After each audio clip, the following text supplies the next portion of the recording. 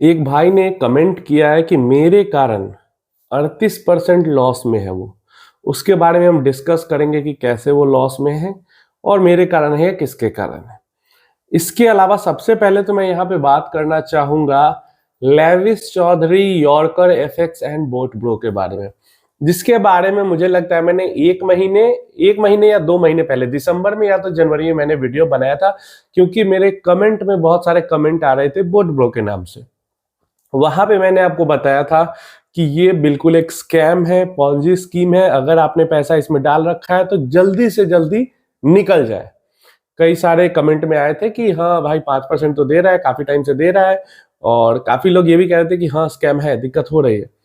तो अभी क्या हुआ है, ईडी की रेड हुई है जो उसके नेटवर्क वाले थे। नेटवर्क वाले कहने का मतलब ये नेटवर्क मार्केटिंग की तरह ही बोट ब्रो का काम चलता था। तो वहां पे ईडी की रेड हुई है, प्लस लेविस चौधरी भी फरार हैं। लेविस चौधरी का भी अता पता नहीं चल रहा है, कॉन्टैक्टेबल नहीं है, वो कॉन्टैक्ट में नहीं है किसी के।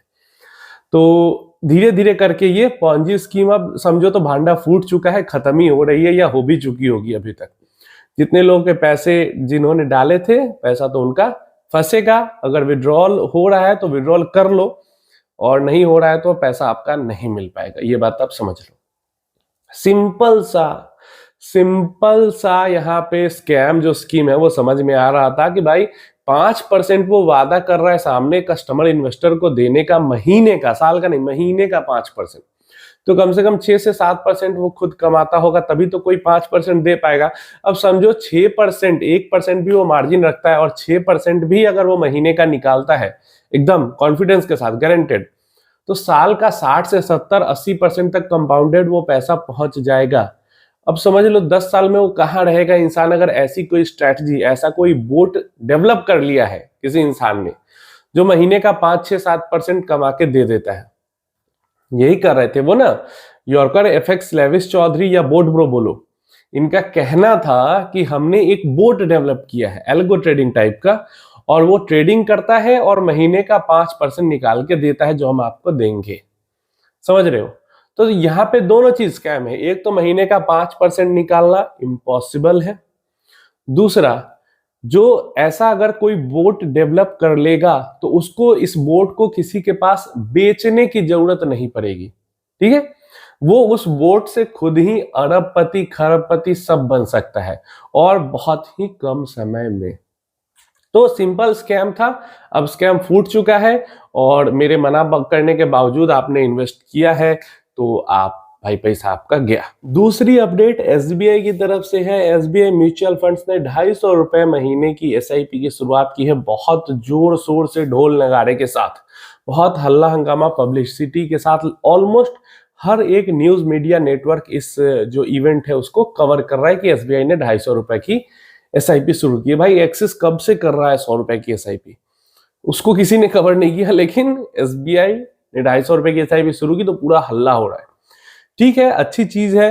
आप एसबीआई बैंक के थ्रू भी कर सकते हो, एसबीआई म्यूचुअल फंड के थ्रू भी कर सकते हो। नॉर्मल सी बात है, बैंक के थ्रू जाओगे वो आपको रेगुलर प्लान चिपकाएंगे, इससे अच्छा है एसबीआई म्यूचुअल फंड के ऑफिस में जाके आराम से स्टार्ट करवाओ, वो ज्यादा बेहतर है। या ऑनलाइन ऐप से करते हो तो वो तो बेहतर है।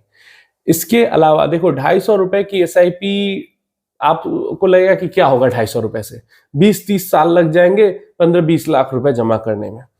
ठीक है, देखो 250 रुपए की एसआईपी का जो मोटिव है वो ये नहीं है कि ज्यादा पैसे बनाने हैं।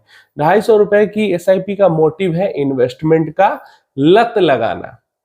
समझ रहे हो, इन्वेस्टमेंट का हैबिट डालना। और जब मान लो कोई 250 की एसआईपी 5 साल तक भी करता है, फिर वो देखता है कि अरे यार मैंने इन्वेस्ट बस इतना सा किया, पैसा मेरा इतना सारा हो गया, तो आगे चल के वो 500, 1000, 5000 की भी एसआईपी कर सकता है। एक्सपेरिमेंटल भी लोग एसआईपी स्टार्ट करते हैं, वो 250 की कर सकते हैं। तो मतलब एक्चुअल में इंसान को कुछ बेनिफिट नहीं मिल रहा, लेकिन हाँ उनको एक हैबिट लगेगी कि हाँ हमें इन्वेस्टमेंट करना चाहिए, उससे क्या फायदा होता है, कितना पैसा बढ़ता है, वो उनको समझ में आएगा। तो ठीक है, अच्छा पहल है, और मैं हूं सपोर्ट में। 250 रुपए की एसआईपी के फायदा ही होगा, मार्केट को भी फायदा होगा और इन्वेस्टर को भी फायदा होगा। ऐसा कमेंट देख के मैं इसको रिप्लाई नहीं करूं, मतलब ये कमेंट पढ़ के ना फ्रस्ट्रेशन भी आता है और गुस्सा भी होता है क्यों? क्योंकि कमेंट पे आप पे झूठा आरोप लगाया जाता है, मतलब सीधा सीधा झूठ बोला जाता है। 1 साल से भी कोई इस चैनल के साथ जुड़ा हुआ है, उसको पता है कि मैंने जून जुलाई के महीने में कहा था कि डिफेंस फंड से दूर हो जाओ, पिछले 1 साल में 150% का इसने रिटर्न दिया है, अब ये गिरेगा, मत इन्वेस्टमेंट स्टार्ट करना अभी। क्लियर है? और वैसे भी मैं सेक्टोरल फंड्स में हमेशा ही इन्वेस्टमेंट करने को आपको मना करता हूं।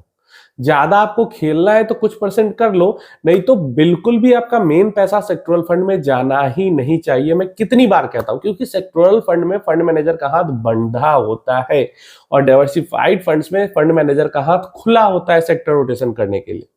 अब इन भाई साहब सुमेर कुमार जी का कहना है कि मैंने कह कह के, मेरी बात सुन सुन के इन्होंने डिफेंस फंड में इन्वेस्ट किया और फिर अभी 38% के ये लॉस में है। अब लगता है ये कंफ्यूज कर गए हैं कि किस यूट्यूबर ने कहा था। मुझे पता है कई सारे यूट्यूबर हैं जिन्होंने बोल बोल कर जब पीएसयू फंड और defence fund all time high पे चल रहे थे, उस टाइम पे बोल कर, जबकि मैंने उस टाइम पे डिफेंस फंड के लिए, पीएसयू फंड्स के लिए, सबके लिए वीडियो बनाया था कि देखो स्टॉक्स के अंदर कोई अर्निंग नहीं है, स्टॉक उल्टा लॉस में चल रहा है कंपनी, और फिर भी उसका प्राइस स्काई रॉकेट हो रहा है। दूर हो जाओ प्लीज इन सेक्टर से या इन कंपनी से। तो उस टाइम उल्टा मुझे निगेटिव, जब पॉजिटिव में मार्केट रहता है ना, तो अगर कुछ भी थोड़ा मार्केट के निगेटिव सेंटिमेंट में बोलो तो लोग उल्टा आपको बोलते हैं। तो मुझे निगेटिव काफी सारी बातें कही है कि नहीं तुम्हें कुछ नहीं पता भाई, डिफेंस फंड तो एकदम 100% का सालाना रिटर्न देगा। वैसे उस टाइम पे लोगों को लग रहा था कि अगले 5-10 साल तक 100% का रिटर्न देते रहेगा। तो देखिए, और यही चीज है कि इस टाइप के कमेंट से फ्रस्ट्रेशन होता है। एक तो मैंने मना किया नहीं इन्वेस्ट करने के लिए, फिर भी इन्होंने इन्वेस्ट किया, जब नुकसान हुआ तो कह रहे हैं कि आपके कहने पे इन्वेस्ट किया। मतलब कितना फ्रस्ट्रेशन किसी को हो सकता है इस टाइप का एलिगेशन सुन के। चलो अब तो कर लिया, अब आगे क्या करना है? या तो आप लॉस बुक करके निकल सकते हो और डाइवर्सिफाइड फंड में इन्वेस्ट कर सकते हो, या फिर आराम से 2 साल इंतजार करो, 1 से 2 साल इंतजार करो, पैसा मतलब अपना जो प्लस माइनस है वो होकर पॉजिटिव में भी आ जाएगा, लेकिन थोड़ा वेट करना पड़ेगा। जो सोचकर आपने इन्वेस्टमेंट किया था कि पिछले 1 साल में 150% का रिटर्न मिला है, अगले 1 साल में भी 100%, 150% या कम से कम 70% का रिटर्न मिल जाएगा, वो नहीं होगा।